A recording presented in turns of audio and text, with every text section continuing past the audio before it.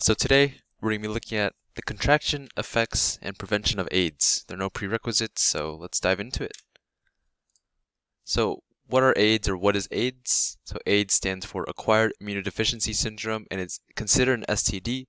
And STD is a sexually transmitted disease. And AIDS are caused by HIVs, which is a virus that enters your body. We'll touch on HIVs in a little bit. So AIDS, or STDs, are passed by bodily fluids such as blood, semen, and vaginal fluids, and there's currently no cure. However, it is treatable to reduce risks and other health complications. So the contraction of AIDS. Before AIDS develops into, AIDS, the HIV virus enters the body. The HIV virus is carried in bodily fluids like blood, semen, and vaginal fluid of infected people. If any of these fluids enter a bloodstream, that person can be infected with the virus, which will then develop into AIDS. So common ways that people are infected include anything that includes bodily fluids. So, for example, sex involves bodily fluids such as vaginal fluids and semen, and then sharing needles involves the sharing of blood, which is technically a bodily fluid. So since AIDS is only spread from the transferring of bodily fluids into a bloodstream, you cannot, I repeat, you cannot get infected with HIVs from kissing, touching, toilet seats, or clothes, no nothing. The contraction of AIDS is only possible when there are open wounds that bodily fluids like saliva or blood can enter in.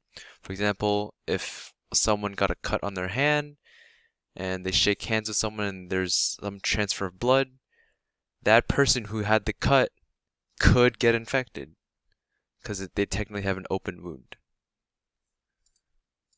So what are the effects of AIDS? So going back, HIV is a virus which attacks the body's defense against diseases. When the HIV virus defeats defenses, a person is said to have AIDS. When other diseases such as colds and common infections attack the body can no longer fight them. So people with AIDS are at a much greater risk for infections and diseases, meaning they have a much higher risk of dying or other health complications. Aside from health effects, there are also mental and social effects of being afflicted with AIDS. So it makes sense. So if HIV virus makes someone's immune system weaker, they're more vulnerable to other diseases that me and you might be resistant against.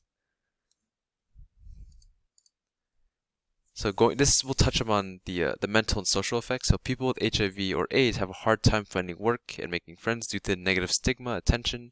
There's a very bad reputation of AIDS and HIVs because it basically means you're infected. You're almost like a public health risk. So that's why there's a scare around people with AIDS, even though they can't infect others easily. So we have a very important note.